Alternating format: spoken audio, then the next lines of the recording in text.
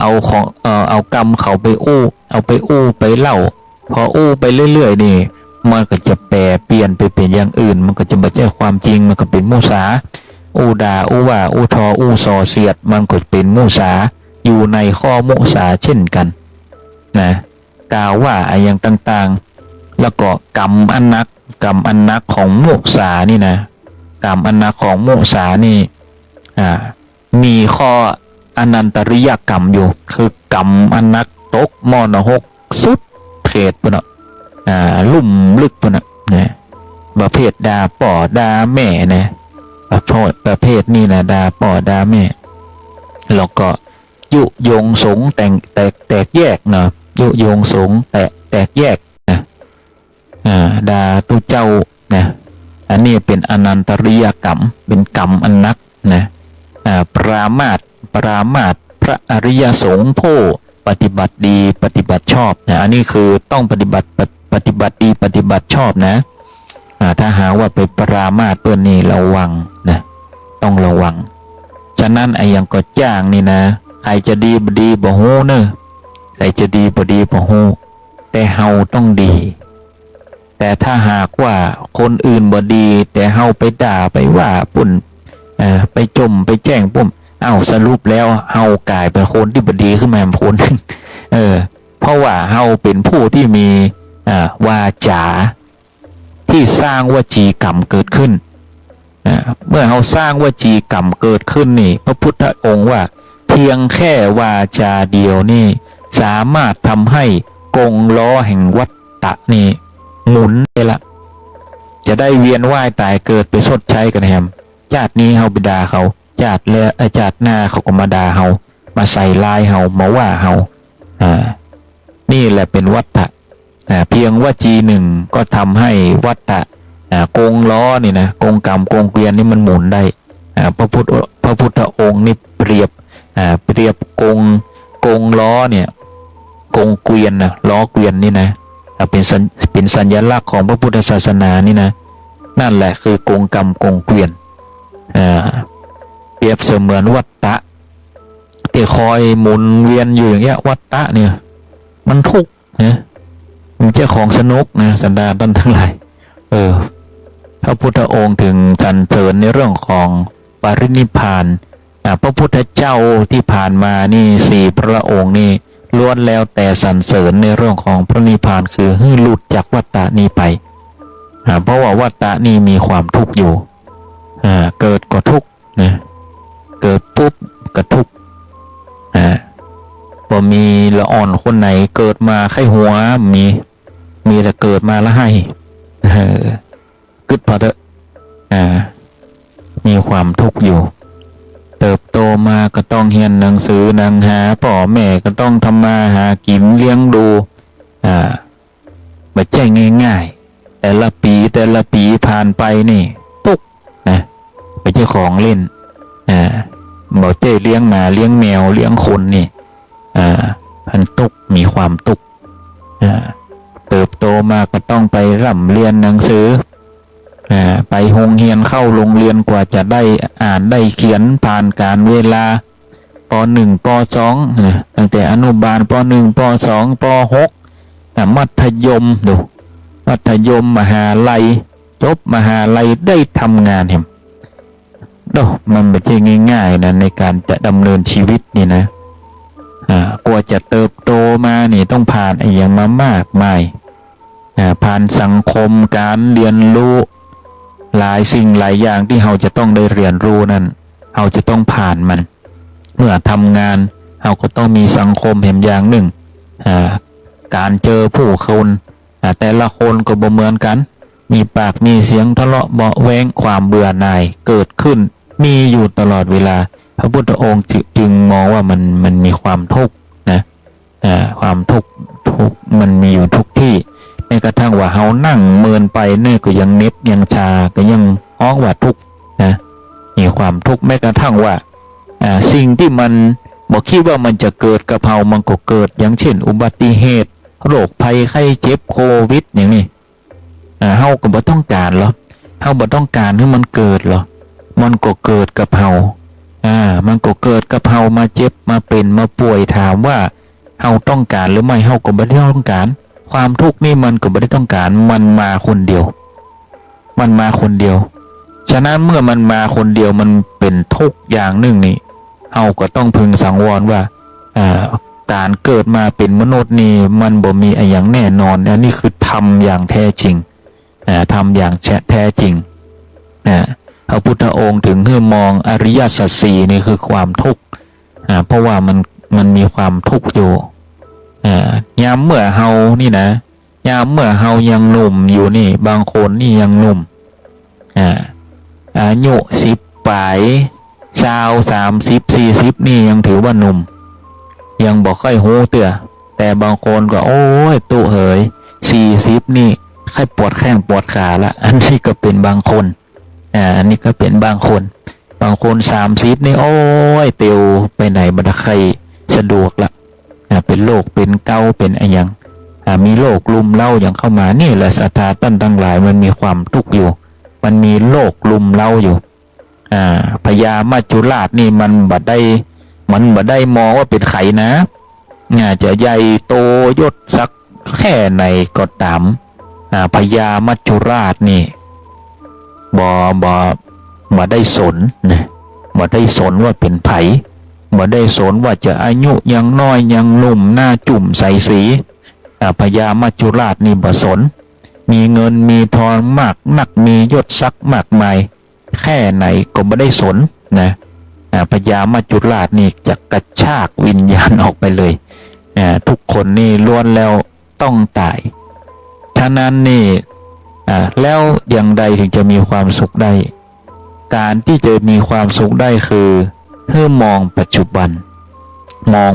นพิจารณาดูว่าปัจจุบันนี่เฮามีความสุขหรือไม่เฮากำลังทำอะไรอย่างอยู่เฮากำลังทำอะไรอย่างอยู่ถ้าหากว่าเฮายังย่ำอยู่กับที่เฮาก็จะต้องเดินหน้าต่อไปถ้าหากว่าตรงนี้มันทุกข์เฮาก็ต้องย้ายที่มันมีความสุขอย่างก็ตามนี่เฮานี่จะต้องมีการเข้าใจตนเองก่อนเข้าใจตนเองก่อนว่าเฮาต้องการอะไรอย่างชีวิตนี้มีความต้องการอะไรอย่างในชีวิตนี้ต้องการความสุขต้องการงานแบบไหนทำงานแล้วตีนี่มันดีหรือไม่จำเป็นต้องทนหรือไม่ทนได้หรือไม่พอทนได้หรือไม่ก็ต้องพิจารณาด้วยตัวเองต่อให้ไปปรึกษาใครก็ตั้งใดก็ตามก็ได้เพียงแค่เล็กน้อยต่ออันสุดท้ายแล้วมันก็บ่เต้าใจตัวเก่าที่จะต้องตัดสินจะต้องตัดสินอย่างที่อาตมาภาพไปตั้งแต่ต้นนะศรัทธาตั้งหลายเฮาจะต้องพิจารณาเอาตัวเฮานี่ว่าพิจารณาไว้ว่าอันไหนที่เฮาสามารถที่จะเลี่ยงได้ก็เลี่ยงได้เฮาประจำเป็นต้องเป็นผู้ชนะเสมอไปอย่างที่อาตมาภาพไปแรกๆเนาะว่าเฮาประจำเป็นต้องเป็นผู้ชนะเสมอไปบางทีก็เป็นผู้แพ้บ้างก็ได้ถ้าหากว่าที่ไหนมันบ่ม่วนเฮาก็จำเป็นต้องได้เคลื่อนได้ย้ายอย่างที่ทนได้ก็ทนต้องพิจารณาดูว่าทนได้หรือไม่งานมันหนักไปหรือไม่บางคนทำงานหามรุ่งหามค่ำถามว่าทนได้หรือไม่ถ้าหากว่าร่างกายยังทนได้นะร่างกายยังบ่สุดบ่โทรมบ่ทำให้ร่างกายทรมานนั่นก็จะแสดงว่าเฮายังทนได้แต่ถ้าหากว่าทนหามรุ่งหามค่ำเหนื่อยเมื่อยล้าโทรมสุดโทรมไปเรื่อยๆนี่อันนี้เฮาก็ต้องพิจารณาว่าเฮาควรจะอยู่หรือไม่เพราะว่าการเบียดเบียนตัวเองนี่ก็ถือว่าเป็นทุกข์นะศรัทธาตั้งหลายทำอะไรอย่างที่มันฝืนจิตใจร่างกายถือว่าเป็นทุกข์ถือว่าเป็นทุกข์ถือว่าทำบาปกับตัวเองปัญหาคนเฮานี่บ่มีอะไรอย่างเพราะว่าหลักๆคนเฮานี่เมื่อจบมาเป็นผู้ใหญ่มาหลักๆนี่เฮาก็คือการทำงานส่วนมากก็จะได้พบปะผู้คนต่างๆมากมายในองค์กรฉะนั้นก็อยู่ที่ตัวเฮาอยู่ที่ตัวเฮาจะเลือก แล้วก็บัดเต้านั้นเนี่ยเราไปอยู่ในองค์กรเปิ้นเราก็ต้องเคารพกฎระเบียบของเปิ้นถ้าเปรียบเสมือนกับศีลนะศีลแปลว่าปกติการเคารพองค์กรการเคารพกฎระเบียบเคารพสิทธิผู้อื่นนั่นก็เปรียบเสมือนกับว่าเฮาเข้าไปนี่เฮาก็มีศีลนะศีลคือความปกตินะปกติถ้าเฮาบ่ผิดกฎระเบียบอย่างเขาเฮาก็อยู่ได้ถ้าเฮาบ่ล่วงล้ำกำเกินเปิ้นเฮาก็อยู่ได้นะแต่ละคนเคารพซึ่งกันและกันเคารพกฎองค์กรระเบียบองค์กรทุกคนสามารถอยู่ร่วมกันได้อย่างปกติแต่ส่วนมากที่มีปัญหาแล้วก็เป็นเพราะว่าการอยู่ร่วมองค์กรนั่นก็มีเอานิสัยเดิมตั้งบ้านมาใจที่ทำงานมันเลยเป็นปัญหานะที่อูในเรื่องนี้เพราะว่ามีศรัทธานะมีเพื่อนนะมีโยมเพื่อนมีอะไรอย่างมาปรึกษาหลายอย่างส่วนมากเป็นเรื่องของการทำงานศรัทธาท่านทั้งหลายส่วนมากแล้วปัญหาชีวิตนี่มีอยู่2 อย่างเนี่ยหลักๆสตังค์กับการทำงานการอยู่ร่วมกันนี่เป็นหลักเลยเพราะว่าวัยผู้ใหญ่วัยทำงานเนี่ยคือการทำงานการหาเงินหาอย่างใดลงทุนอย่างใดเนาะเก็บอย่างใดใช้จ่ายอย่างใดมีคนมาทักมาปรึกษาเนาะในการดำเนินชีวิตหลักๆนี่มันทุกข์เพราะสตางค์บ่มี กระเป๋ามันเบากระเป๋ามันเบาและยุคนี้เป็นยุคที่ผู้คนต่างแข่งขันซึ่งกันและกันถ้าการถึงการแข่งขันนี่อาตมาภาพนี่ก็ยังเป็นห่วงเด็กที่จบใหม่จบมหาลัยนี่เพราะว่าจำนวนคนที่จบมาในแต่ละปีนั้นมีนักมากหลายขนาดในแต่ละมหาลัยซึ่งงานมันบ่ได้รองรับทุกคนเวลาจบมาแต่ละองค์กรนี่ยังเชียงใหม่นี่องค์กรนี่300 กว่า400 กว่าองค์กรนี่300-400 กว่าองค์กรเนี่ยอันนี้ประมาณ 300-400 องค์กรเพราะว่าอาตมาภาพเคยสำรวจองค์กรมาก่อนฉะนั้นนี่ในแต่ละองค์กรนี่เอาองค์กรระดับกลางก่อนเนาะร้อยกว่า200คนนะของประชากรในองค์กรซึ่ง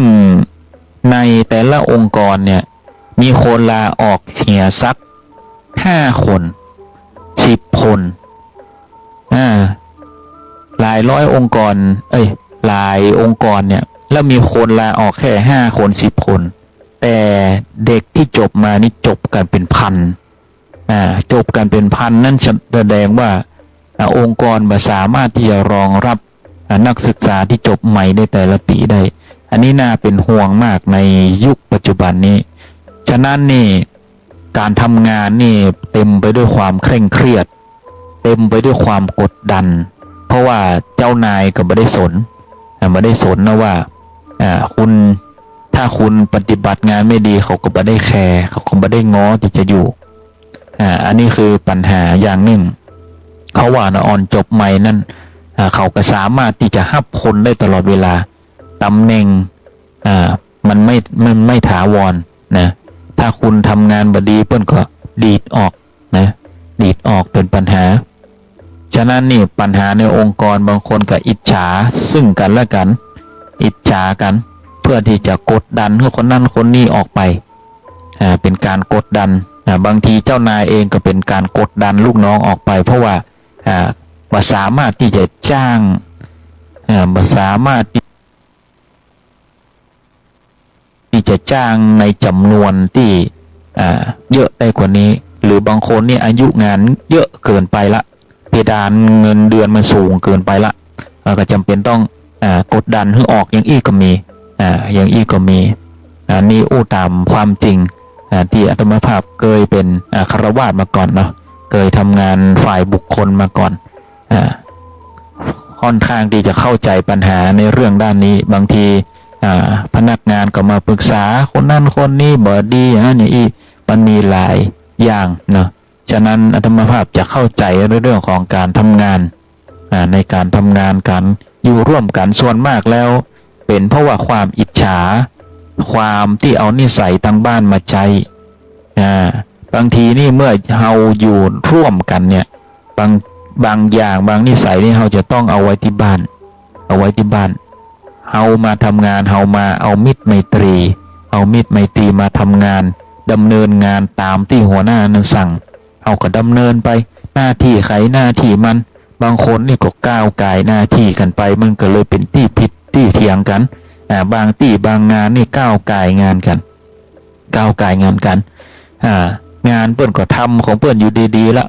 ไปให้ปรับให้เปลี่ยนให้เร่งให้รีบอย่างอันอย่างอีมันก็เป็นปัญหาทะเลาะเบาะแวงกันไปหลายสิ่งหลายอย่างฉะนั้นนี่เราจะต้องเคารพซึ่งกันและกันการเคารพซึ่งกันและกันนี่เป็นสิ่งที่ดีนะเป็นการเห็นอกเห็นใจซึ่งกันและกันมีน้ำจิตน้ำใจซึ่งกันและกันและสิ่งที่สำคัญคือการเคารพต่อองค์กรเคารพต่อหัวหน้าผู้บัญชาการหัวหน้างานนะถ้าเราบอกเคารพหัวหน้ารับรองว่าได้หางานใหม่ได้ไปเตะฝุ่นที่บ้านแน่นอน อันยังก็ตามนี่คือเคารพซึ่งกันและกันเคารพผู้อาวุโสเคารพในกฎระเบียบนะการเคารพซึ่งกันและกันนี่แหละศรัทธาท่านทั้งหลายคือการสร้างความสุขความสงบร่วมกันคือการสร้างความสามัคคีในองค์กรถ้าองค์กรไหนบ่มีความสามัคคีนี่บ่มีทางอาตมาภาพย้ำ100%เลยว่ามีทางที่จะมีความเจริญรุ่งเรืองได้เพราะขาดความสามัคคีความรักใคร่ปองดองนั่นเป็นสิ่งที่สำคัญกฎระเบียบก็เป็นสิ่งที่สำคัญอย่างยิ่งที่จะต้องประพฤติและปฏิบัติให้อยู่ในกรอบในเกณฑ์ให้มันถูกให้มันต้องแม้กระทั่งว่าการดำเนินชีวิตให้อยู่ในศีลในธรรมนี่มันก็ยังเป็นสิ่งที่ควรที่จะต้องนำไปปรับใช้บางทีนี่เฮาใจอารมณ์ไปชั่ววูบชั่ววามอาจจะทำให้เกิดทะเลาะวิวาทการทุบตีการฆ่ากันแต่งกันอย่างที่เป็นข่าวทุกวันนี้ก็เพราะว่ามันเกิดจากเรื่องเล็กๆนั่นนะศรัทธาท่านทั้งหลายมันบ่มีสิ่งไหนที่จะเกิดแต่เรื่องใหญ่เลยนี่ไปพอข่าวเด้อเรื่องใหญ่นี่ไม่ค่อยมีส่วนมากจะเป็นเรื่องเล็กๆและเกิดเป็นเรื่องใหญ่เป็นข่าวทุกวันนี้นะศรัทธาท่านทั้งหลายก็เพราะว่าเกิดจากอารมณ์ถ้าหากว่ามาได้ขัดเกลาจิตใจระยะเวลาผ่านไปมันก็เกิดเป็นอารมณ์มีความโกรธความแค้นที่สั่งสมเปรียบเสมือนที่เฮาเนี่ยเหมือนเฮาบ่อาบน้ำนะศรัทธาท่านทั้งหลายบ่เชื่อลองพอเถอะสักเดือนนะบ่อาบน้ำนะโอ้ใครดึงมาเข้าใกล้เนี่ย บ่อาบน้ำสักเดือนนี่ตึงมีใครเข้าใกล้เนี่ย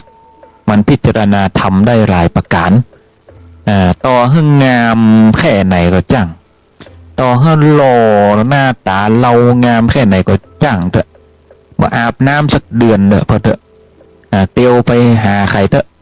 ตึงเหมือนมีใครเข้าใกล้เขาตึงหน้าดังหนีละสวยแต่เหม็นนะหน้าตาดีแต่เหม็นนี่ก็บ่ได้เหมือนกันจิตใจนี่มันสั่งมันสมมันบ่ดีบ่งามจิตใจมันมืดมันดำนี่ใครก็ตึงบ่อยากเข้าใกล้เพราะว่ามันจะแสดงออกมาทางพฤติกรรมพฤติกรรมคือสิ่งที่สำคัญเป็นสิ่งที่สำคัญอย่างยิ่งมันแสดงมันสะท้อนถึงจิตใจภายในว่าผู้นั้นนี่มีศีลมีธรรมหรือไม่เป็นผู้ที่ถูกอบรมบ่มนิสัยมาหรือไม่มันจะออกมานะอันนี้ตามธรรมพระพุทธเจ้าถึงตั้งพระวินัยไว้เพื่อที่บ่ให้เกิดความวุ่นวายนั้นในสมัยนะพุทธกาลนั้นก็มีเรื่องราวมากมายจึงจะต้องสร้างพระวินัยขึ้นนี่ก็เพราะอย่างนี้สมัยพุทธกาลนี่ก็มีพระฉัพพคีอยู่รูปหนึ่งเป็นผู้ที่บ่ปฏิบัติทำบ่ปฏิบัติอย่างนุ่งห่มผ้าอย่างก็บ่ดีบ่งามบ่สนใจอย่างสักอย่างจาวาจานี่บ่มีความเป็นสมณะเลยพระฉัพพคีพ พอได้ยินไปถึงหูพระพุทธเจ้าหูพระพุทธเจ้าพระพุทธเจ้าก็กล่าวตักเตือนนะกล่าวตักเตือนเนี่ยพระชัพพคีนี่เป็นคนที่เป็นพระที่ปฏิบัติอย่างเลยนะแล้วก็มีนิสัยนะใครมองหน้ายังก็มองหน้ายังก็บ่ได้มองหน้ายังก็บ่ได้หาเรื่องนะจนทำให้นี่พระภิกษุสงฆ์นี่แตกนะว่าอยากเข้าใกล้เอื้อมละอามีความเอื้อมละอาในสมัยพุทธกาลพระพุทธองค์ก็เลยย้อนไปนะย้อนไปด้วยบุพเพนิวสานุสติคือกิริยาอย่างต่างๆการการจาที่จะทำเมื่อตนเองนั้นฉิบหายก็เลยยกตัวอย่างในอดีตชาติของพระพุทธองค์ขึ้นมายกอดีตชาติของพระพุทธองค์ขึ้นมาซึ่งเป็นอดีตชาติสมัยที่พระพุทธองค์นั้นเกิดเป็นโคนะเกิดเป็นโคแล้วก็มีพราหมณ์เท่าคนหนึ่งนี่ได้เลี้ยงดูโคตัวนี้โคตัวนี้นี่เป็นโคฮ้องว่าโคอาชาไนเป็นผู้มีพละกำลังอย่างยิ่งเป็นโควิเศษมีพละกำลังนะมีพละกำลังมากเนี่ยฮ้องว่าโคนันทิวิสารโคนันทิวิสารนี่เป็นโคที่มีความฉลาดร่างกายกำยำแข็งแรงนะแล้วก็มีความกตัญญูรู้คุณกตัญญูคือการรู้คุณท่านกตัญญูกตัญจะนะกตะเวทีก็คือการตอบแทนเปิ้นโหคุณปุ๊บตอบแทนถึงจะฮ้องว่ากตัญญูกตะเวทีแต่ถ้ากตัญญูนี่โหคุณมาได้ตอบแทนเปิ้นโหมาได้นะโหว่าพ่อแม่มีพระคุณครูบาอาจารย์มีพระคุณแต่บ่ได้มีสำนึกที่จะตอบแทนอันนั้นฮ้องว่ากตัญญูมาได้แต่จะให้สมบูรณ์ฮ้องว่ากตัญญูกตะเวกตะเวทิตากตัญญูกตะเวทีคือการตอบแทนเปิ้นเพราะว่าจะเป็นพ่อแม่ครูบาอาจารย์ผู้มีพระคุณนั่นจะต้องมีความกตัญญูกตเวทีให้สมบูรณ์แบบโคนันทิวิสารนั่นนี่เป็นผู้ที่มีความกตัญญูเห็นพราหมณ์เท่านั้นมีความทุกข์ยากลำบากยากจนบ่มีเงินมีทองด้วยความฉลาดนั่นนี่มีเศรษฐีอยู่ผู้หนึ่งเป็นผู้ที่ชอบพนันก็เลยจวนพราหมณ์เท่านั้นว่าให้ไปท้าพนันเพราะว่าเศรษฐีนี่เป็นผู้ที่ชอบพนันโคนันทิวิสารกับพราหมณ์เท่านี่เป็นผู้ที่มีเขาห้องว่าผูกพันกันชนิดที่ว่าคุยกันหู้เรื่องนะสื่อสารกันหู้เรื่องด้วยภาษากายด้วยภาษาสัตว์ด้วยจิตที่สื่อสารกันได้เพราะว่าพราหมณ์เท่านี้ฮักโคนันทิวิสารนี่เปรียบเสมือนลูกโคนันทิวิสารนี่ก็คิดว่าเนี่ยคือพ่อเฮานับถือเป็นพ่อผู้เลี้ยงดูมีจิตสื่อหากันได้ว่าเฮาจะปลดเปลื้องความทุกข์คือป่อเนาะเฮาจะปลดเปลื้องคือความป่อโดยการว่าป่อเนี่ยไปไปท้าพนันว่าโคนันทิวิสารเนี่ยลากเกวียนแล้วก็ต่างของนี่ท่วมเลยต่างของนี่ท่วมเกวียนเลยเป็นจำนวน100 เล่มเกวียน100 เล่มเกวียน แล้วก็ใส่เงินพนันนี่1,000 กหาปณะ1,000 กหาปณะนี่ก็เยอะนะถ้าเป็นสมัยนี้ก็ถ้าจะเป็นแสนเป็นล้านนะแต่ถ้าหากว่าเป็นกหาปณะทองคำนี่โอ้รวยใจเงินได้ไปทั้งชาตินะใจเงินได้ไปทั้งชาติโคนันทิวิสารก็ได้สื่อสารแล้วก็บอกนะพราหมณ์เท่าไปดังอันพราหมณ์เท่าก็เห็นดีตัวนะเห็นดีตัวลองพอแล้วแต่ว่าพราหมณ์เท่านี่ก็ไม่ได้มีเงินนะมีเงินก็มีอยู่น้อยก็กึดว่าจะเนี่ยอย่างไรนะว่าจะเนี่ยอย่างไรจะเอาเงินนี่จะหาเงินที่ไหนไปพนันก็ได้ไปขอยิบยืมเขาจนครบ 1,000 กหาปณะแล้วก็ปากันไปกับโคนันทิวิสารแล้วก็ไปไปคุยว่าเฮานี่จะเฮ้อโคเฮานี่ขนนะล้อเกวียนนี่ลากล้อเกวียนนี่แล้วก็ใส่ของเต็มลำเลยนะแล้วเฮาก็จะเฮ้อโคเฮาเนี่ยเป็นโคอาชาไนนะมีร่างกายแข็งแรงกำยำนะจะเฮ้อลากเนี่ยเฮ้อลากนี่100 เล่มเกวียนพนันกันท่านเศรษฐีจะเอาก็เศรษฐีก็รับปากทันทีเพราะว่าเป็นคนที่ชอบพนันอยู่แล้วแล้วก็นัดวันมาเมื่อเวลาผ่านไปจนถึงวันที่นัดหมายละถึงวันนั้นละโคนันทิวิสารนะแล้วก็เศรษฐีก็กลับมาเมื่อกลับมาลานประลองลานพนันนี่ก็ต้องตกใจเพราะว่าของติดต่างนั่นพราหมณ์เท่านั้นไม่ได้ระบุว่าคืออะไรอย่างแต่ด้วยความหัวหมอของเศรษฐีนั่นก็คือเอาหินนะศรัทธาตั้งหลายเอาหินนี่ต่างเอาหินนี่ใส่จนเต็มล้อเล่มเกวียนและล้อเล่มเกวียนของอินเดียสมัยก่อนนี่นะศรัทธาท่านทั้งหลายไม่ใช่ล้อเกวียนบ้านเฮาเนอะล้อเกวียนของอินเดียนี่ถ้าเป็นล้อเกวียนสินค้านี่โหเต่าล้อรถไถมันนะล้อหลังรถไถนะศรัทธาท่านทั้งหลายล้อเกวียนของอินเดียนี่เวลาต่างของข้ามประเทศข้ามเขตข้ามแดนนี่ใหญ่ไม่ใช่เกวียนน้อยๆแล้วก็เอาบะหินนี่นะศรัทธาท่านทั้งหลายใส่นะจนซุ่มจนเต็มนะจนซุ่มจนเต็มแล้วบัดต่ออัน100 เล่มเกวียน 100 เล่มเกวียนเอาละทีนี้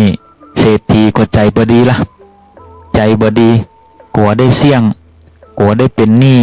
มีแต่ความกลัวนะมีแต่ความกลัวเพราะว่าสตังค์นี่ก็ยืมเขามาเงินเก็บทั้งชีวิตก็เอามาเปาะนี่มารวมกันในก้อน 1,000 กหาปณะนี่ไม่ใช่เงินน้อยๆถ้าแพ้นี่คือทั้งชีวิตนี่หมดเสี่ยงชีวิตเลยเขามีอย่างเหลือสักอย่างที่นี่ก็เริ่ม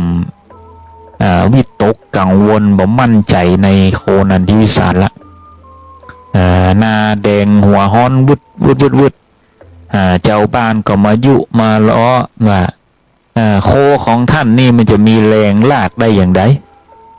แม้กระทั่งว่ายอดหญ้าดีๆยอดเข้าดีๆนี่ยังไม่เคยได้กินดูถูกอย่างอีโอ้ได้ยินดังอีนี่โอ้ตายละ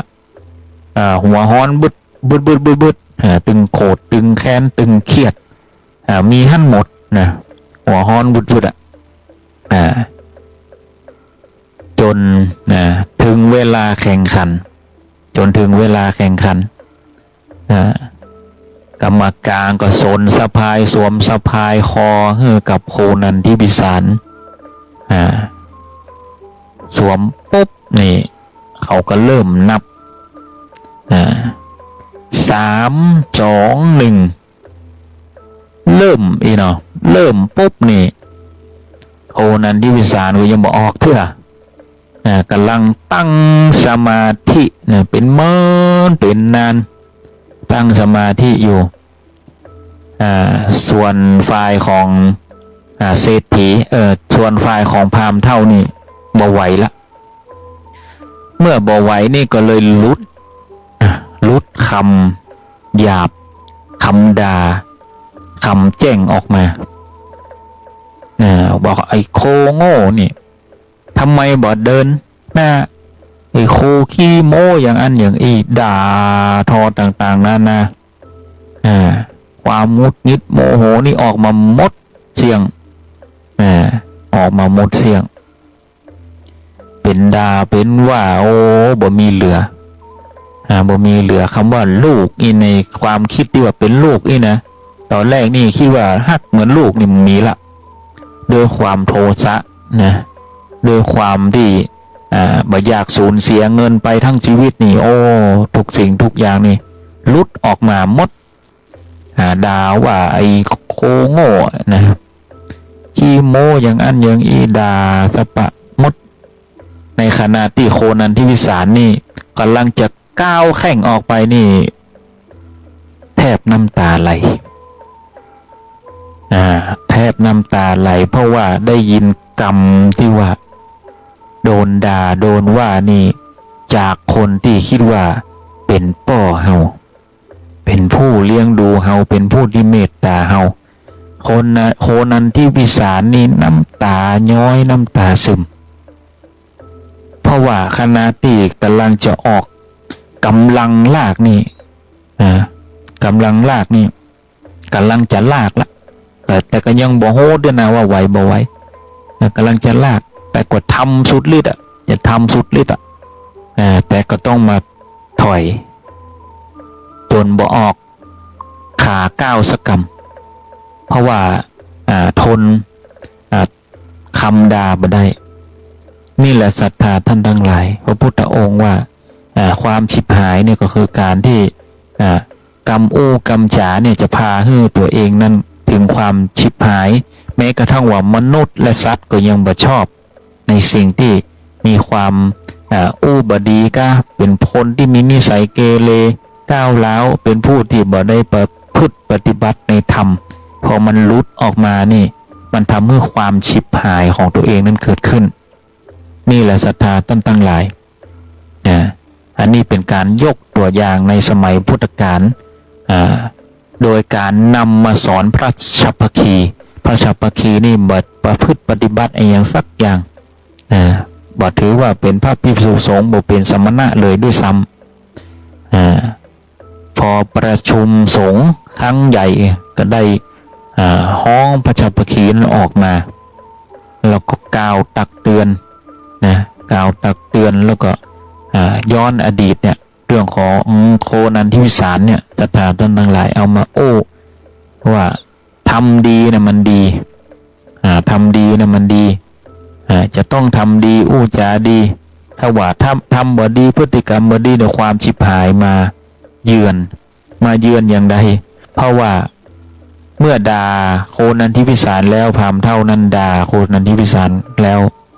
หารู้ไหมว่าโคนันทิวิสารนั้นมีพละกำลังมหาศาลเพราะว่าเป็นโคพระโพธิสัตว์โคนันทิวิสารนี่มั่นใจในตัวเองเพราะว่าเป็นได้บำเพ็ญมาเยอะเป็นโคพระโพธิสัตว์ย่อมรู้ตัวดีแต่เมื่อได้ยินดังนั้นแล้วนี่ก็บาขยับขยื่นอย่างละบาขยับขยื่นอย่างจนทำให้ตนเองนั้นฉิบหายก็คือเงิน 1,000 กหาปณะนี่สำหรับคนจนนี่เงินเป็นแสนเป็นล้านนี่ เสี่ยงไปหมดเสี่ยงหมดนะเสี่ยงหมดบ่พอเป็นหนี้แถมจะเอาอย่างมาให้เขา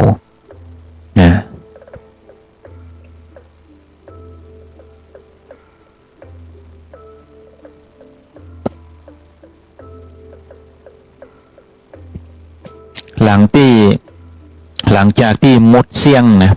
งแล้วนี่ก็ปากันปิกบ้านบ่อู้บ่จายังกันสักกำบ่บ่จาสักกำพราหมณ์เท่าก็เข้าไปบ้านเนี่ยก็ปล่อยให้โคนันทิวิสารนี่อยู่ตั้งนอกเมื่อถึงค่ำยามดึกโคนันทิวิสารก็เลยไปฮ้องว่าป้อเฮยป้อเฮยจริงๆแล้วนี่เฮานี่เป็นโคพระโพธิสัตว์มีพละกำลังมากมายมหาศาล สามารถที่จะทำให้ป่อนั้นปลดเปลื้องได้อย่างแน่นอนแต่สิ่งที่เฮาบอดทำณวันนี้นะก็คือว่าเฮาได้ยินกรรมที่บดีกรรมอันหยาบของพ่อนี่มันสามารถทำให้นี่จิตใจเฮานี่แย่ว่าสามารถที่จะออกแรงเดินไปได้ว่าสามารถที่จะใช้พละกำลังอะไรอย่างได้เลยด้วยคำหยาบเหล่านั้นด้วยคำหยาบเหล่านั้นขอให้ป่อนั้นจงมั่นใจเฮาเถอะเพราะว่าตั้งแต่เฮาน้อยจนใหญ่มานี่เฮามีความซื่อสัตย์มีความกตัญญูอย่างแท้จริงบ่มีไอ้อย่างที่จะทำให้ท่านนั้นเสียหายได้แม้เพียงครั้งเดียวจงเชื่อมั่นในตัวเฮาเถอะพราหมณ์เท่านั้นก็ออกมาแล้วก็ขอโทษโคนันทิวิสารขอโทษโคนันทิวิสารว่าตั้งแต่นี้ไปป่อจะอู้ดีจะบอกอู้แบบนี้แหมซ้ำนะแล้วก็มั่นใจในตัวโคนันทิวิสารแต่ว่าโคนันทิวิสารก็ยัง ยังจวนพราหมณ์เท่าไปขอพนันแหมรอบยังมารับเดือไปขอพนันแหมรอบไปขอพนันแหมรอบแต่ว่ารอบนี้นี่พราหมณ์เท่าก็ว่าคราวนี้นี่ที่เฮาแพ้นี่มันก็แพ้มาละแล้วเศรษฐีมันจะมั่นใจกับเฮาได้อย่างใดเฮาจะไปท้าเขาได้อย่างใดโคนันทิวิสารก็เลยบอกว่าอันเฮาเพิ่มจำนวนเงินเป็น 2,000 กหาปณะปลดเท่าปันหนึ่งยังเป็นหนี้อยู่ ปันหนึ่งเป็นหนี้อยู่จะได้ไปยืมเขาแหม 2,000 กหาปณะนะศรัทธาท่านทั้งหลายปิดพอโอ้รอบนี้นี่เสี่ยงกว่าเดิมรอบนี้นี่เสี่ยงกว่าเดิมแต่ว่าด้วยความที่มั่นใจอย่างยิ่งว่าต้องชนะแน่นอนเพราะว่าโคนันทิวิสารนั้นเป็นโคพระโพธิสัตว์มีพละกำลังในการบำเพ็ญมามากมายฉะนั้นจึงมีพละกำลังมากมายมหาศาลแล้วก็เชื่อมั่นในโคนันทิวิสารความเชื่อมั่นนี่เลยทำให้พราหมณ์เท่านั้นทำตามโคนันทิวิสารก็เลยไปท้าแข่งแล้วก็ไปขอยิบยืมเงินเป็นจำนวน 2,000 กหาปณะมาจนได้แล้วก็ไปท้าแข่งก็ตกลงกัน100 เล่มเกวียนเหมือนเดิม100 เล่มเกวียนเหมือนเดิมแล้วก็ใส่หินเข้าไปเหมือนเดิมโอ้หนักหนาเพิ่มเติมคือเงิน 2,000 กหาปณะเงินหนักกว่าเก่าก็นัดหมายกันไปพอถึงเวลาที่จะท้าพนันกันละพร้อมปุ๊บนี่ก็กรรมการก็สวมสะพายนะแปลว่าสนสะพายในธรรมแปลว่าสนสะพายหรือว่าสวมหรือว่าคล้องเข้าไปแล้วก็ลากเล่มเกวียนนั้นให้ได้100 เล่มเกวียนเมื่อกรรมการนับ3 2 1นับ3 2 1ปุ๊บโคนันทิวิสารนี่รวบรวมสมาธิอย่างตั้งมั่นพราหมณ์เท่าก็เข้าไปกระซิบว่าลูกเขยขอให้ตั้งใจในการทำป่อนี่มีความมั่นใจ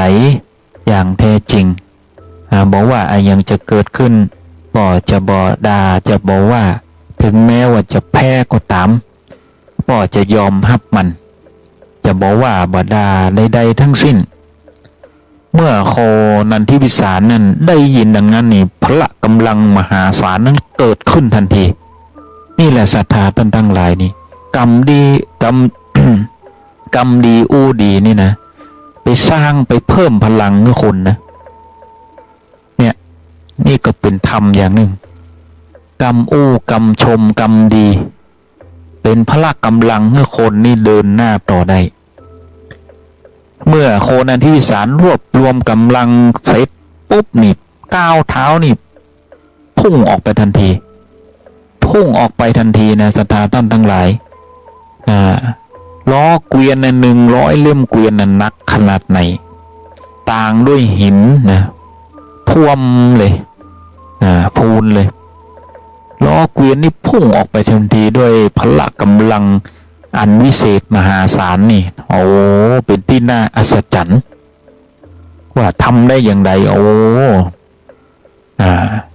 สุดท้ายแล้วผู้เศรษฐีก็ต้องยอมจ่ายให้พราหมณ์เท่าพราหมณ์เท่าสุดท้ายแล้วนี่ก็กลับบ้านโดยเงิน 2,000 กหาปณะเพราะว่า 2,000 กหาปณะนั่นได้จากรางวัลและ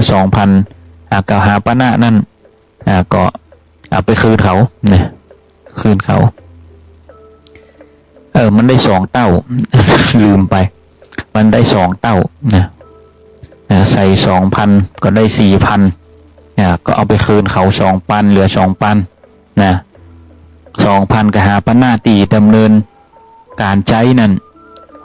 ได้ตลอดชีวิตอยู่สุขสบาย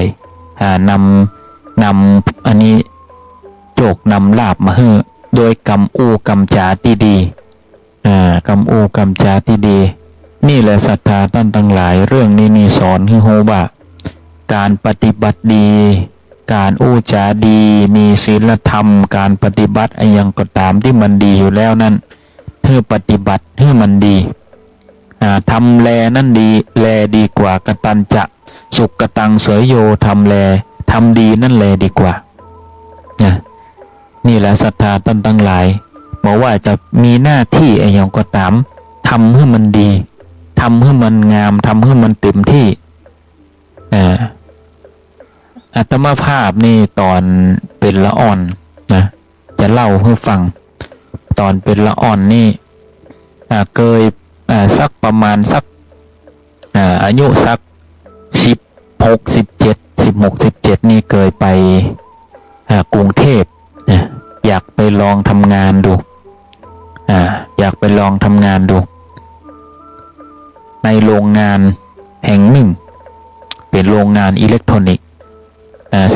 16 17นี่ในช่วงปิดเทอมเนาะไปในช่วงปิดเทอมแต่จริงๆแล้วตามกฎหมายแรงงานนี่เปิ้นบ่ฮับหรอกแต่เมื่อสมัยนั้นนี่มันค่อนข้างละหลวมน้อยก็สามารถที่จะสมัครเข้าไปเป็นพาร์ทไทม์ได้สมัครเป็นพาร์ทไทม์ได้นอนอายุ16 17นี่ไปทำมีอาม่าคนหนึ่งเป็นแม่ของเจ้าของกิจการเป็นคนควบคุมดูแลอาตมาภาพนี่มีหน้าที่คือรับแผ่นเขาเรียกว่าแผ่นปริ้นแผ่น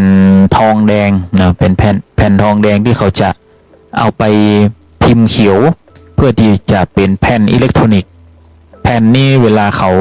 เอาเข้าเครื่องเพื่อจะคัดด้วยความร้อนและไอน้ำคัดออกมานี่อุณหภูมินี่7-80อุณหภูมิอุณหภูมิสูงมากแล้วก็ห้ามใส่ถุงมือรับนั่นแสดงว่าอาตมาภาพนั่นจะต้องตอนเป็นละอ่อนนั่นจะต้องเอามือสดๆนี่นะศรัทธาท่านทั้งหลายรับแผ่นทองแดงนั่นอุณหภูมินี่7-80ความร้อนองศาหับนั่นจนมือพองหมดมือพองแต่คนที่ทำงานอยู่ตรงนั้นนี่คือมือเขาด้านหมดละทำงานจนด้านหมดละทำงานจนด้านหมดละเลยไม่มีปัญหาเขาหับได้อาตมาภาพก็หับรับมาก็วางแล้วมาว่าด้วยความที่มันร้อนปุ๊บอาตมาภาพก็จากที่หยิบ2 มืออาตมาภาพก็หยิบมือเดียววางอีกเมื่ออาม่าเห็น อาม่าเห็นก็เดินมาเพิ่นเป็นคนจีนเนาะเพิ่นจะย่อยหน่อยจะทีหน่อยเพิ่นก็เดินมาปิดเครื่องเลยพุบปิดเครื่องเลยนะปิดเครื่องล้างแผ่นนั่นน่ะแผ่นทองแดงนั่นน่ะปิดปุ๊บเดินมาถามว่า อ้วจ้างลือมานี่จ้างมากี่มืออีนะ ถามอีเลยนะจ้างมากี่มืออาตมาภาพก็บอกว่าจ้างมา2 มือครับนี่ค่ะฉะนั้นทำอะไรทำให้เต็มที่ทำให้2 มือถึงแม้ว่ามันจะร้อนก็ต้องทำโอ้ตั้งแต่นั้นมาอาตมาภาพนี่จำขนาดเลยจำว่าทำอะไรอย่างนี้ทำให้สุดนะแล้วมันก็ได้จริงๆเพราะว่าเมื่อเราทำไปเรื่อยๆนี่มันฮ้อนก็จริง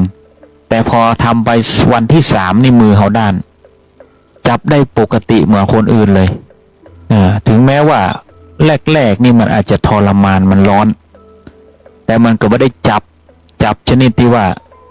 จับแล้วเอามือแช่ไว้แล้วก็ไปวางไม่ใช่มันจับปุ๊บวางจับวางมันฮ้อนแป๊บเดียวแต่ถ้าตั้งหลายฮ้อนแป๊บเดียวแต่ด้วยความที่เป็นละออนมันอาจจะบ่ทนมันอาจจะบ่ทนจับวางอีกมันฮ้อนเนาะแต่มาภาพก็เลยจับมือเดียวเนี่ยวางจับมือเลยวางคำสอนของอาม่าคนนั้นนี่มาเดียวนี่ถ้าจะประยุกต์ละเพราะมันนานหลายปี30 ปีแล้วมั้งเท่าไหร่นะเป็น20 ปีถ้าจะประยุกต์ละตอนนั้นนี่เปิ้นก็แก่ละเปิ้นก็แก่มากละถ้าจะประยุกต์ละ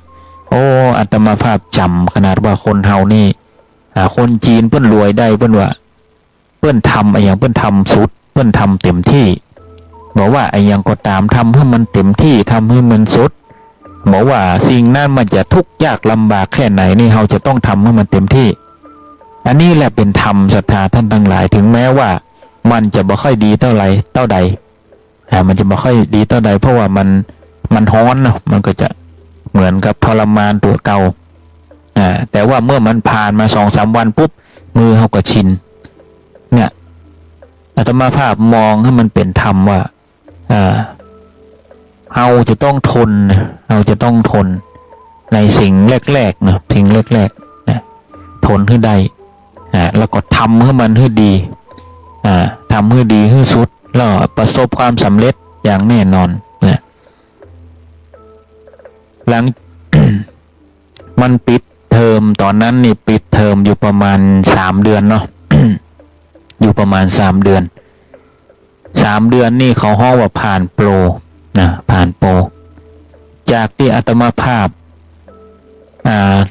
เป็นคนที่ท้อในการทำงานบ่สามารถที่จะทนในสิ่งที่จะทำงานได้นั้นตั้งแต่แรกนั้นกลายเป็นคนที่มีความชำนาญในการทำงานอย่างยิ่งในระยะ3 เดือนนั้นจนอาม่านั้นขอให้อยู่ในองค์กรนั้นนะคือทำงานนะสมัยก่อนมันก็จะคนเขาก็จะเลือกงานก่อนเนาะเฮียนนี่ก็จะเอาไว้ทีหลังแต่อาตมาภาพนี่เลือกเฮียนจริงๆมันเฮียนกศนเฮียนอย่างเพิ่มเติมก็ได้เอาตังค์ไว้ก่อน แต่ว่าอาตมาภาพนั้นเลือกเรียนแต่ว่าอาม่านั้นขอทำงานหลังจาก3 เดือนผ่านโปรปุ๊บอาม่าตั้งให้เป็นหัวหน้างานในแผนกคุมเครื่องเพราะว่าเปิ้นลองใจอย่างหลายอย่างนะคนจีนนี่เปิ้นจะเอาคนมาอยู่ในองค์กรเปิ้นจะทำให้คนมีความก้าวหน้าเปิ้นจะเอาคนเป็นหัวหน้าคนนี่เปิ้นลองใจขนาดลองใจขนาดเนี่ยแหละศรัทธาท่านทั้งหลายคนจีนเปิ้นถึงล่ำเปิ้นถึงรวยนะขนาดตอนนั้นนี่อาตมาภาพอายุแค่16-17เปิ้นยังตั้งให้เป็นหัวหน้างานก่อนนะทั้งที่คนอื่นนี่เป็นคนใหญ่หมดตั้งเป็นหัวหน้างานแต่ว่าเราเพียงต้องการประสบการณ์เท่านั้นต้องการประสบการณ์ช่วงระยะของการ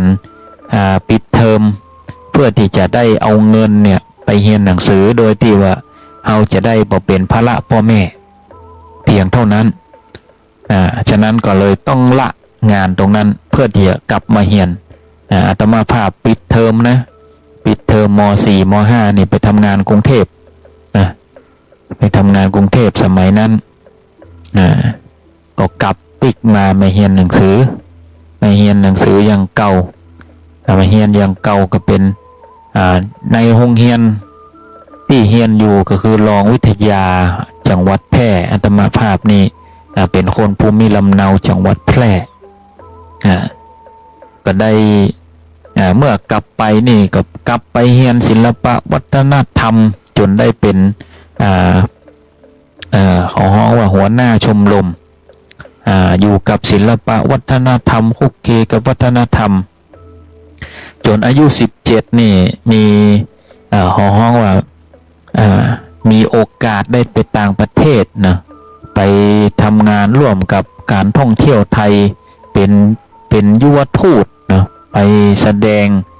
ความสามารถต่างๆเอาความสามารถพื้นเมืองเขาเนี่ยและสถานท่านทั้งหลายตีกลองฟ้อนดาบป้อนเจิงอย่างก็ตามที่มันเป็นศิลปะวัฒนธรรมบ้านเฮานี่ไปฮัดไปเฮียนแล้วก็เอาไปตั้งแต่อายุ17อายุ17นี่อาตมาภาพจำได้ด้วยว่าไปทำพาสปอร์ตนี่พ่อแม่เองต้องไปเซ็นให้เลยนะเพราะว่าอายุบ่ถึง18เพราะว่าทำพาสปอร์ตนี่ต้องอายุ18แล้วก็มีการเซ็นรองรับว่าให้ออกนอกประเทศได้อาจจะต้องมีผู้ปกครองนี่เซ็นมีเซ็นเพราะว่าเราไปในฐานะของนักแสดงนะไปในฐานะนักแสดงนี่แหละศรัทธาท่านทั้งหลายอาตมาภาพก็เลยศึกษานะในด้านนี้ก็จนมา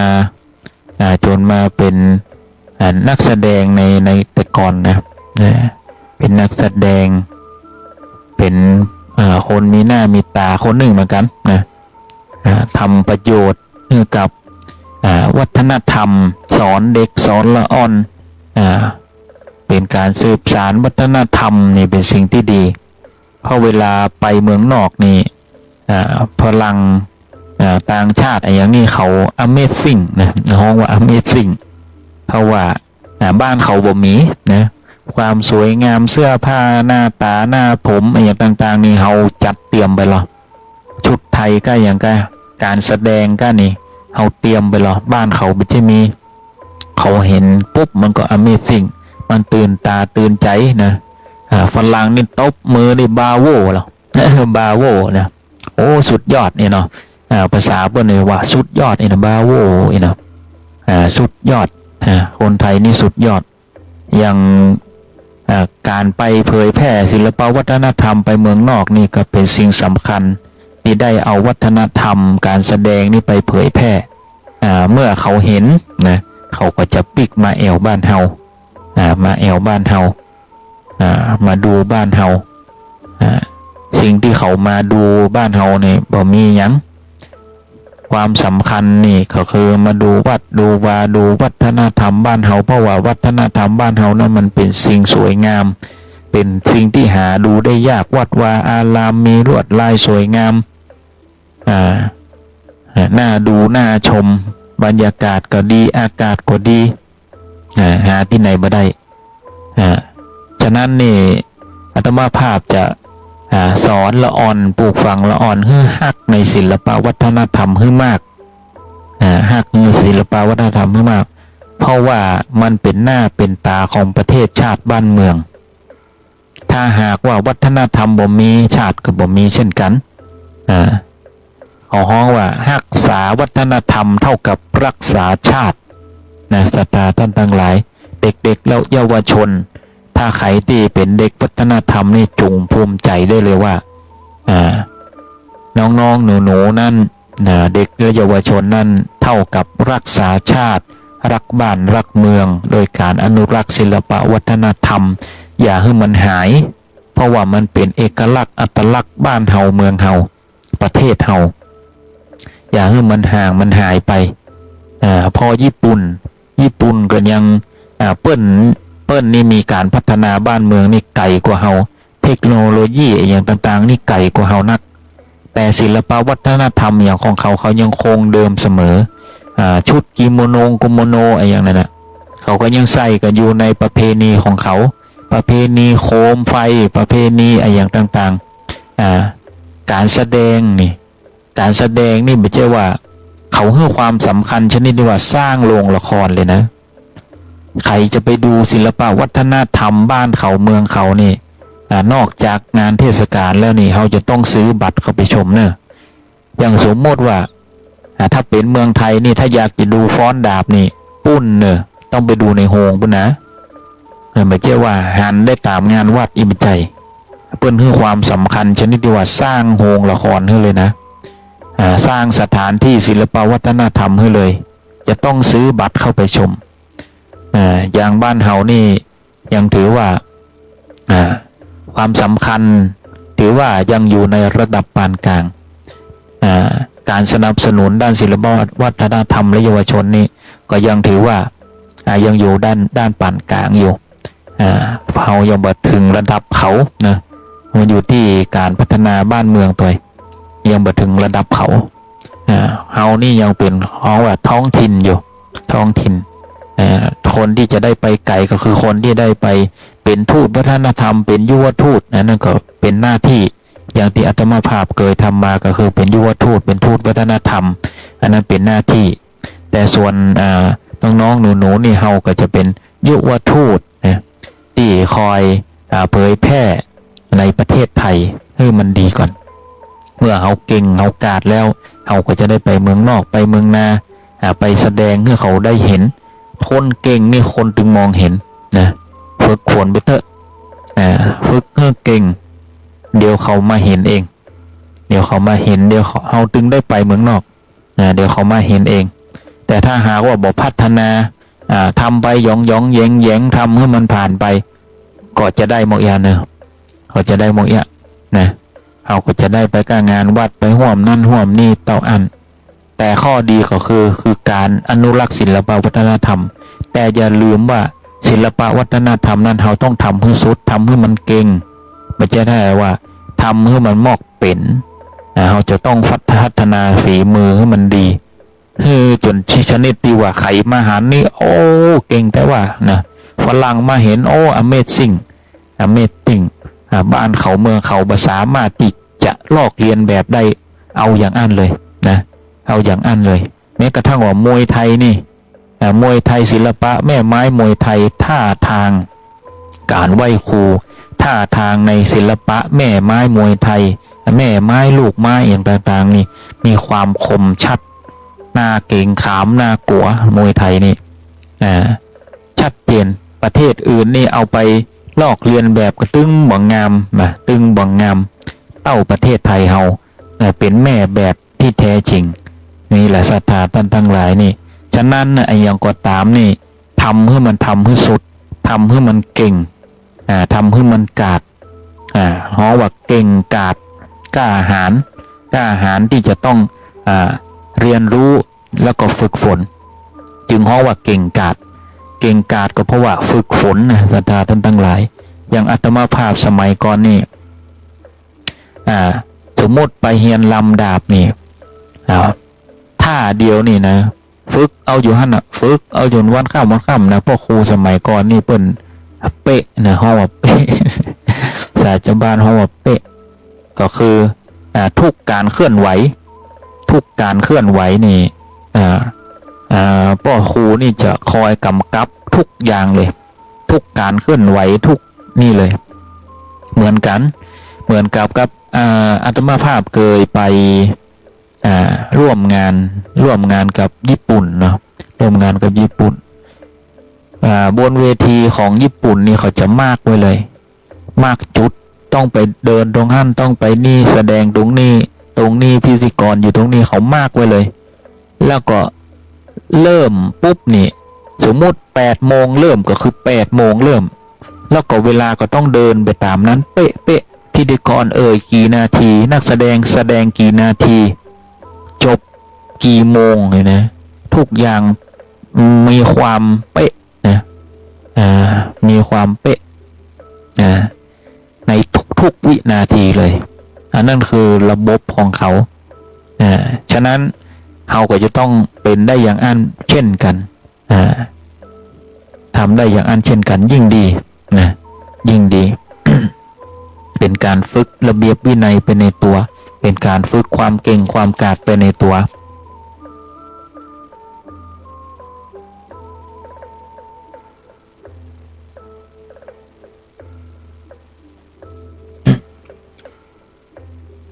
ที่นำมาอู้นะในเรื่องของ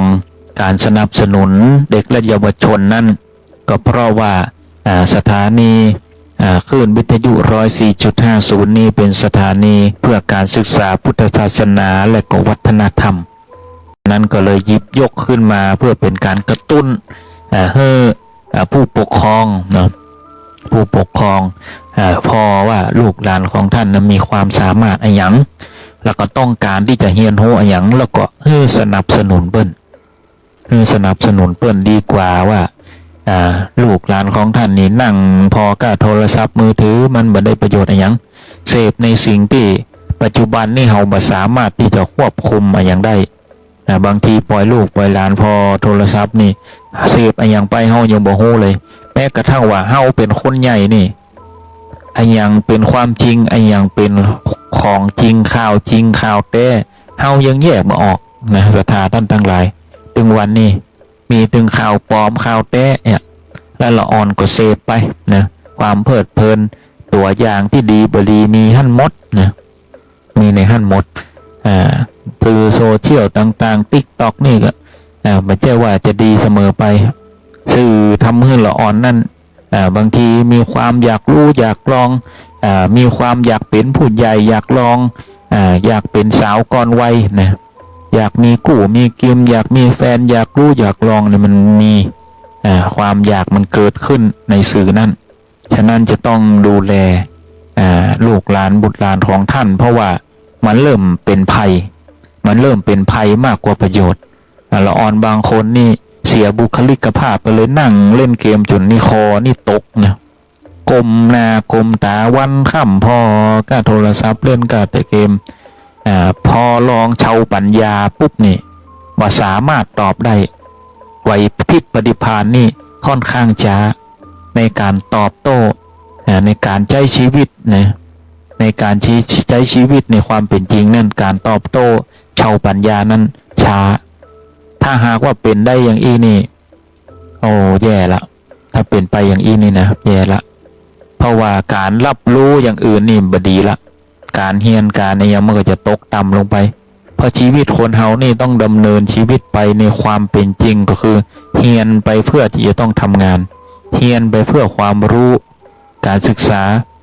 ให้มีความรู้ให้มีความรอบคอบในการใช้ชีวิตสุดท้ายแล้วเติบโตขึ้นมาก็จะต้องเอาความรู้นั่นไปทำมาหากินเลี้ยงชีพเพราะว่าชีวิตมันบ่ได้สนุกสนานเสมอไปจะมัวแต่เพลิดเพลินไปมันได้นะมีข้าวกินนี่ลำบากเนอะศรัทธาท่านทั้งหลายอู้กรรมสุดนะคนเฮานี่ต้องกินข้าวมีปัจจัยสี่มีที่อยู่ที่อาศัยมีทุกสิ่งทุกอย่างมาเดียวนี่มีรถมีโทรศัพท์แหมเหตุเหล่านี้นี่ถ้าเฮาบ่มีเงินมีทองนี่เฮาบ่ทำการทำงานนี่เฮากินหยังมีหยังกิน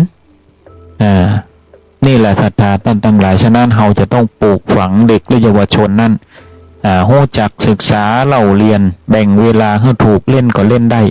แต่ต้องแบ่งเวลาให้ถูกแบ่งเวลาให้เขานอนให้เป็นเวลาศึกษาให้เป็นเวลาเล่นให้เป็นเวลาต้องแบ่งเวลาว่าอันแย่สังคมแย่อาตมาภาพอู้ได้เลยพ่อสื่อก็ไม่ใช่ว่าจะดีโอ้สื่อมาเดียวนี่มีหลายอย่างเชื่อว่าศรัทธาท่านทั้งหลายก็คงจะหู้ดีในการเสพสื่อต่างๆจะมัวเพลิดเพลินอย่างเดียวไม่ได้ให้ศึกษาความรู้ปัญญาอย่างคนจีนนี่เปิ้นร่ำเปิ้นรวยเปิ้นสอนลูกสอนหลานนี่ให้ค้าให้ขายให้หาเงินนี่ตั้งแต่น้อยเปิ้นถึงร่ำเปิ้นถึงรวยอย่างเฮานี่ปล่อยเขาไปเรื่อยนี่ดูค่าโทรศัพท์ไปวันๆบางคนนี่ขี้ค้านดูแลขี้ค้านเอาใจใส่ก็เอาโทรศัพท์ให้ดูหั่นมันจะได้เงียบมันจะได้นิ่งอีกหรอ อันนี้มันว่าดีนะตีอูนี่เพราะว่า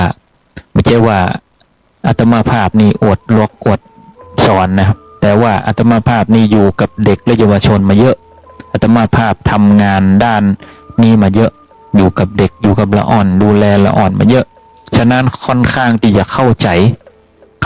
เด็กและเยาวชนอย่างมากแล้วก็สิ่งที่สำคัญที่สุดก็คือเด็กและเยาวชนนี่หลักๆเขาจะเชื่อเพื่อนนะเชื่อเพื่อนละอ่อนนี่จะดีจะเสียนี่อยู่ที่เพื่อนนะถ้าคบเพื่อนดีเนี่ยมันก็จะปากันไปดีอยู่แต่ถ้าคบเพื่อนบ่ดีนี่ปากันลุกันเสียแน่นอนต้อง ต้องดูแลเด็กและเยาวชนให้ดีอยู่ในบางทีนี่หันข้าวก็ละอ่อนอายุ10 ขวบนะ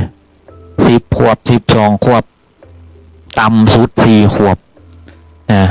สูบบุหรี่ไฟฟ้าจนปอดหายก็มีอันนี้เป็นเยาวชนเป็นผู้เยาวชนยังขนาดนี้ฉะนั้นนี่จะต้องดูแลบุตรหลานลูกหลานของท่านอยู่ในกฎระเบียบตั้งเอาไว้เนี่ยดีที่สุดละจะไปปล่อยนักแก่อย่าไปปล่อยนักแก่เพราะว่าเติบโตมามันจะเป็นปัญหาที่เราสามารถที่จะควบคุมได้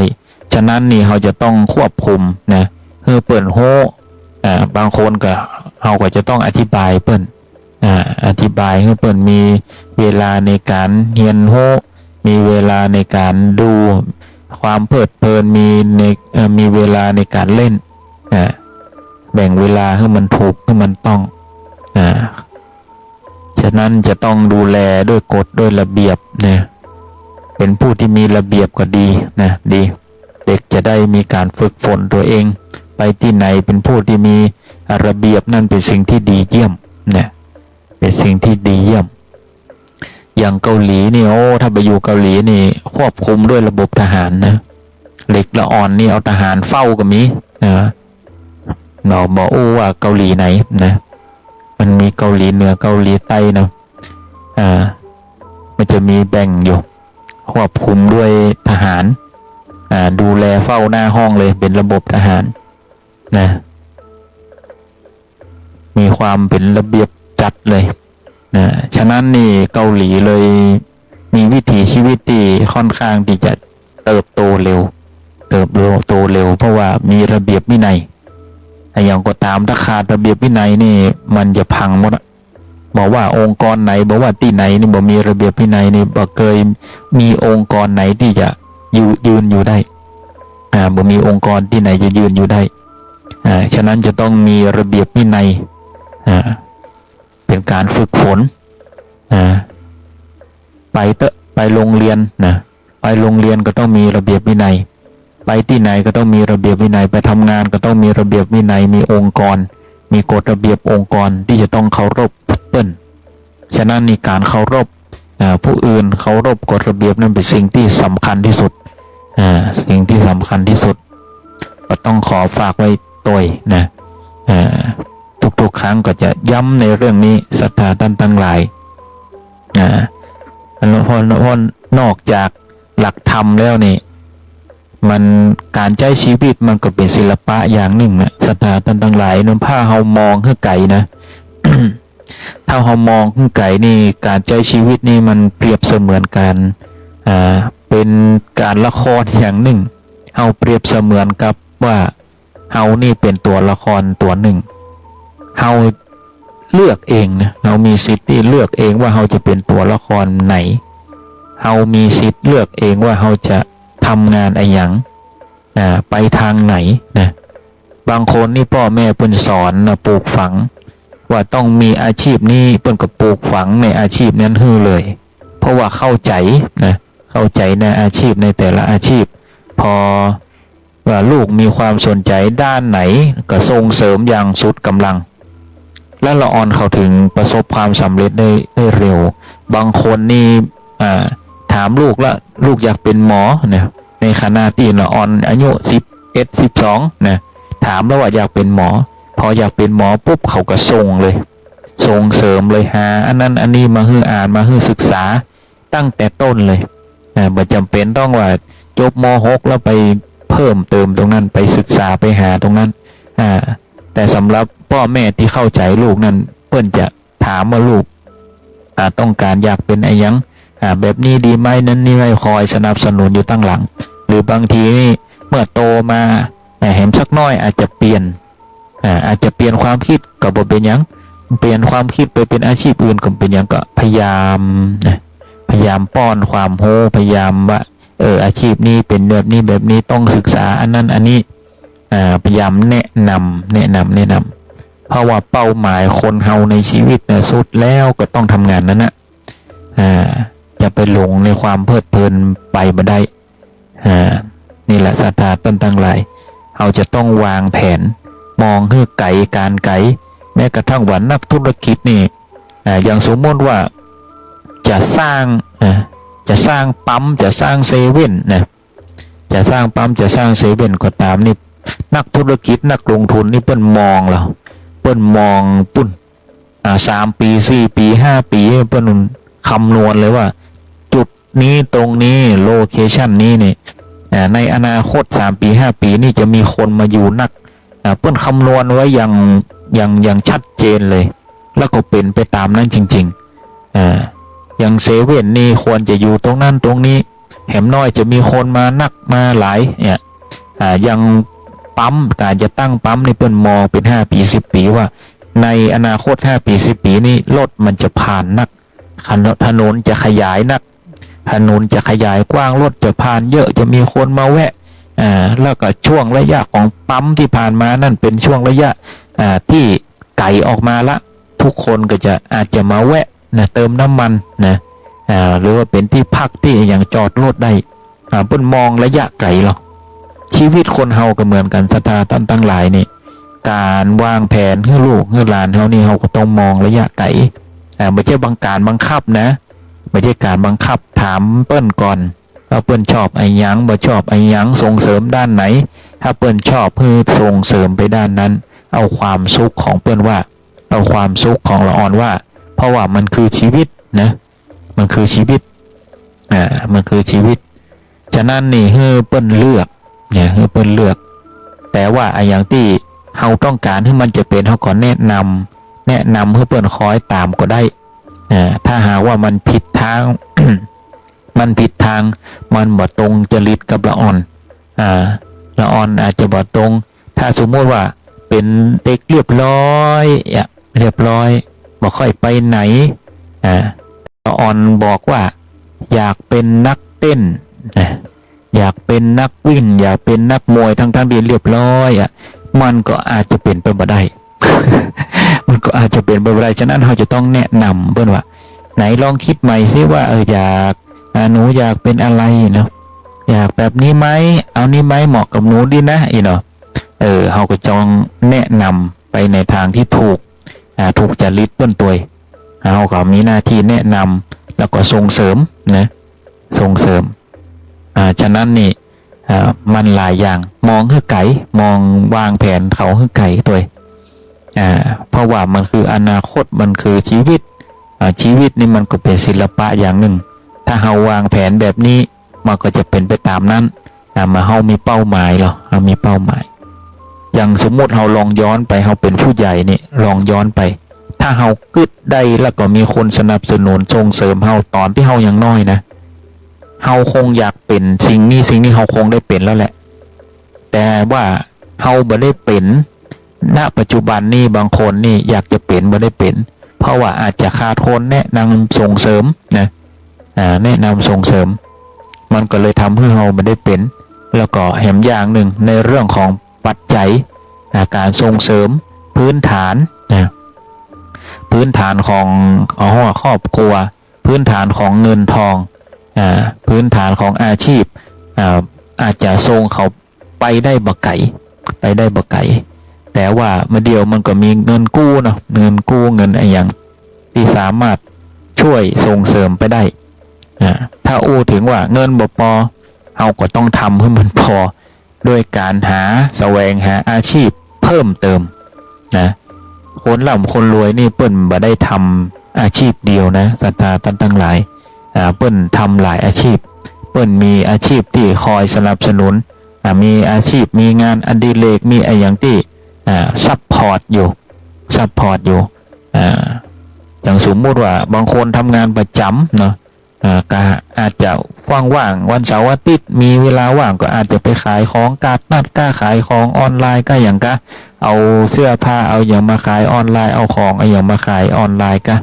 เป็นอาชีพรายได้เสริมเพิ่มเติมขึ้นไปมันก็จะเพียงพอแต่ถ้าหากว่าเรามารอสิ่งเดียวอย่างที่เป็นงานเดียวนี่มันก็จะบ่พอฉะนั้นยุคนี้นี่มองให้มันเกินงานเดียวให้มัน2 งาน 3 งานเนาะเพราะว่ายุคนี้มันอย่างมันก็เขียมเนาะถามว่ามันขายยากก็อย่างก็มัน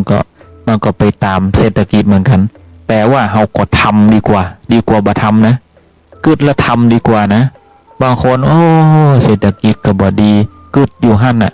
ทั้งที่ยังไม่ได้ลองเลยทั้งที่ยังไม่ได้ลองเลยเศรษฐกิจบ่ดี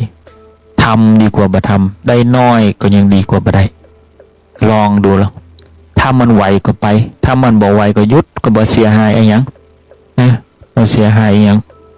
ถ้าบ่ไปทุ่มไปเทอย่างที่มันลงทุนจนเกินตัวอย่างที่มันเกินตัวมันก็จะมักจะบ่ดีเสมอฉะนั้นนี่ก็อยู่ที่การพิจารณาไตร่ตรองนะการใช้ชีวิตนะสตาร์ตั้งหลายเพราะว่าการดำเนินชีวิตนั้นทุกวันนี้อย่างมันก็ประกอบไปด้วยเงิน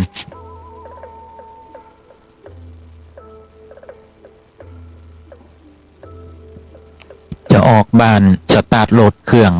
น้ำมันก็เผาไหม้ไปละมันก็เหมือนเผาสตังค์ไปด้วยนะเติมน้ำมันก็เป็นสตังค์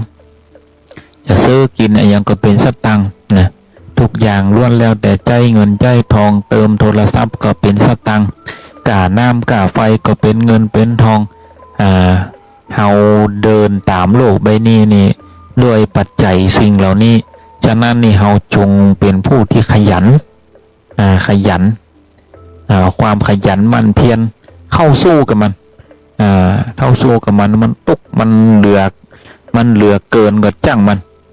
เพราะว่าเฮานี่เป็นนักสู้การเกิดมาเป็นมนุษย์นี่เป็นนักสู้สู้มันมันจึงมีห้อมของมัน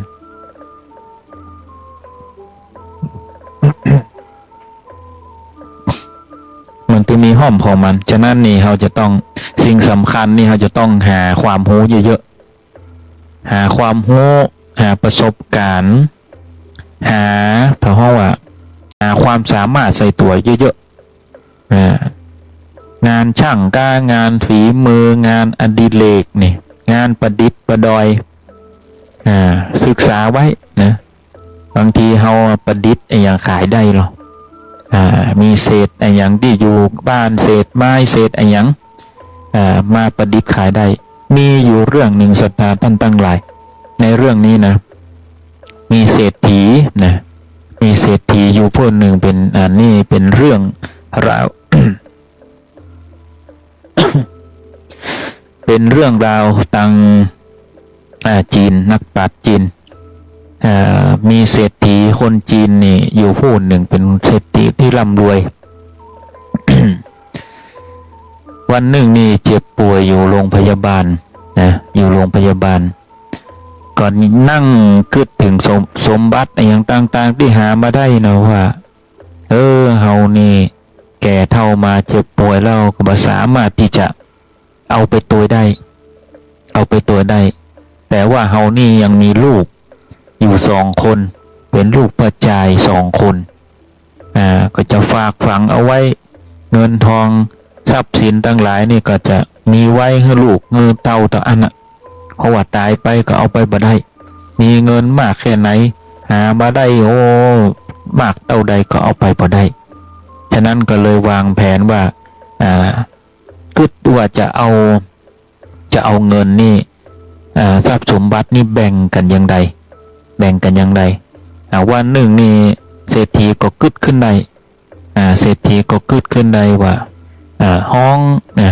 ถึงพี่ถึงน้องนี่มาหาที่โรงพยาบาลเมื่อทั้ง2 คนนี่มาหาที่โรงพยาบาลก็ได้บอกว่าลูกนี่ทั้ง2 คนทั้งผู้พี่ผู้น้องนี่ไป ไปที่หลังบ้านไปที่หลังบ้านนี่มีท่อนไม้อยู่2 ท่อนท่อนไม้อยู่2 ท่อนประมาณคนโอบเนี่ยอยู่2 ท่อนเป็นไม้เก่า2 คนเนี่ยทั้ง2 คนเนี่ยกลับไปที่บ้านแล้วเอาต้นไม้นี่ออกมาทำอะไรอย่างก็ได้นะศรัทธาท่านทั้งหลายเอาออกมาทำอะไรอย่างก็ได้เมื่อได้รับคำสั่งดังนั้นแล้วนี่ทั้ง2 คนก็ปิกเกินไปบ้านแล้วก็เศรษฐีก็บอกว่าละแหมอาทิตย์หนึ่งแล้วก็มาแอลหาป่อแล้วป่อก็จะถามว่าเอาไปทำอะไรอย่างเมื่อระยะเวลาผ่านไป1 อาทิตย์เรียบร้อยแล้วทั้ง2 คนนั่นก็กลับมาหาเศรษฐีก็ถามผู้พี่ว่าต้นไม้ที่ป่อสั่งเมื่ออาทิตย์แล้วนี่ผู้พี่นี่เอาไปทำอะไรอย่างผู้พี่ก็บอกว่าเฮานั่นได้ลากออกมาแล้วก็เผาให้ละเพราะว่ามันบ่ได้เกิดประโยชน์อะไรอย่างเก็บไว้เนี่ยมันก็ผุกระพังมันบ่มีประโยชน์อะไรอย่างก็เลยลากออกมาเผาให้ละ ก็เลยไปถามผู้น้องต่อผู้น้องว่าผมเห็นว่าต้นไม้นี่มีขนาดใหญ่ภายนอกนี่มีการผุพังไปพ่องแล้วนะแต่ว่าด้านกลางด้านในแก่นมันนี่ยังสามารถที่จะใช้ได้อยู่ผมก็เลยนึกถึงสมัยที่ผมนี่ยังหนุ่มยังน้อยสมัยเป็นละอ่อนที่ได้เคยเล่นม้าโยกนะม้าโยกกับป่อเล่นกับผมนึกถึงสมัยที่ผมอย่างน้อยหันม้าโยกที่ว่านั่งแล้วโยกนะมันจะมีฐานปุกไปปุกมานะม้าโยกนึกถึงผมก็เลยเอาไม้นั่นน่ะมาแกะเป็นม้าโยกนั้นเพื่อที่จะเก็บเอาไว้เป็นที่ระลึกนึกถึงป่อถ้าผมเห็นม้าโยกตัวนี้ผมก็จะได้นึกถึงป่อค่ะนึกถึงบุญคุณป่อนึกถึงหน้าป่อถ้าป่อจากโลกนี้ไปเศรษฐีก็เลยกึดในใจว่าผู้น้องนี่เป็นผู้ที่มีความฉลาดมีความกตัญญูหลังจากนั้นก็กลับไปบ้านแล้วก็แหมอาทิตย์หนึ่งมาฟังในการแบ่งสมบัติเมื่อเวลาผ่านไป1 อาทิตย์แล้วทั้ง2 คนก็มาฟังเรื่องของการแบ่งสมบัติเศรษฐีนั่นก็ได้แบ่งสมบัตินั่นเงินทองทุกอย่างนั่นเงินทองเอามอบให้ผู้พี่เอามอบให้ผู้พี่หลายคนคงคิดว่าทำไมถึงเอาให้ผู้พี่เนาะเดี๋ยวเราจะเล่าต่อ ส่วนผู้น้องนั่นนี่เอาให้น้อยเดียวเอาเงินให้จำนวนหนึ่งแล้วก็มอบกิจการเล็กๆให้1 กิจการส่วนผู้พี่นี่ได้เงินทุกอย่างเลยได้เงินมากมายมหาศาลที่เศรษฐีนั่นหามาได้เอาให้หมดเชี่ยงแต่สำหรับผู้น้องนี่เอาเงินให้1 ก้อนน้อยๆแล้วก็พร้อมกิจการคือการเดินเรือสินค้าเล็กๆนะเมื่อเวลาผ่านไปบ่นานนักเศรษฐีนี่ก็ล้มหายตายจากด้วยโรคชราความเจ็บป่วยไปเพราะว่าเข้าโรงพยาบาลบ่สามารถรักษาได้ละป่วยชราละก็จากโลกนี้ไปก็ปล่อยให้ทั้ง2 พี่น้องนี่ดำเนินชีวิตไปต่างคนก็ต่างใช้ชีวิตไปผู้พี่นี่ก็ใช้ชีวิตด้วยเงินทองสุขสบายด้วยเงินทองที่มากมายใจอย่างเดียวส่วนผู้น้องนั่นนี่ดำเนินกิจการขนส่งทางเรือและก็เอาเงินส่วนที่ฮื้อนั่นน่ะเอามาซื้อไม้เก่าที่เขาเอามาขายนะหรือว่าหับซื้อ เอาไม้เก่ามาแกะนะเอามาแกะเป็นพวงกุญแจเป็นม้าโยกใหญ่น้อยก็แปลงเป็นม้าโยกน้อยก็มาแปลงเป็นพวงกุญแจเป็นม้าโยกนะศรัทธาท่านทั้งหลายเอาเศษไม้เอาไม้เก่านั่นนะมาทำเพราะว่าเศษไม้เก่าแล้วนั่นนี่มีราคาที่ถูกซึ่งเป็นต้นทุนที่ถูกอันนี้คือการสอนนะเป็นนิทานของการสอนนะสอนในการดำเนินชีวิตในการทำมาหากินอย่างหนึ่งเหมือนกันนะศรัทธาท่านทั้งหลายฟังดีๆเนอะเอาเศษไม้นี่ด้วยความที่คิดถึงป่อนะก็เอาเศษไม้มาทำพวงกุญแจเป็นม้าโยกอันใหญ่น้อยก็เอามาเป็นม้าโยกใหญ่ๆน้อยขายในประเทศแล้วก็ด้วยความที่มีเรือสินค้าอยู่ก็ผลิตจำนวนมากแล้วส่งออกประเทศจนร่ำรวยนี่เทียบเท่าได้กับเศรษฐีผู้ล่วงลับไปแล้วนั่นก็คือพ่อของเขาเทียบเท่าได้เลยรวยเนี่ยมีเงินเข้าอยู่ตลอดเวลาผลิตเป็นโรงงานผลิตส่งออกนะโอ้เป็นเศรษฐีกลับขึ้นมาอย่างเก่าส่วนผู้พี่นี่ใจเงินไปวันบ่สามารถที่จะมีความคิดสติปัญญาบ่เคยทำงานใจเงินอย่างเดียวบ่เสี่ยงล่ะนี่คือสาเหตุที่เศรษฐีนั้นมอบเงินทั้งหมดให้ผู้พี่เพราะว่าผู้พี่นั้นย้อนกลับไปในการตอบคำถามก็คือลากเอาต่อไม้นะท่อนไม้นะไปเผาเพราะหนึ่งคือไม่รู้คุณค่าของสิ่งของ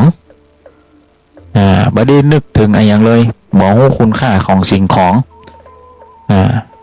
อันนี้คือตัดสินได้เลยว่าในอนาคตนี่เขาจะบ่รู้จักสิ่งของเหล่านี้อันเป็นค่าว่าจะใช้เงินนี่ไปเรื่อยๆนะ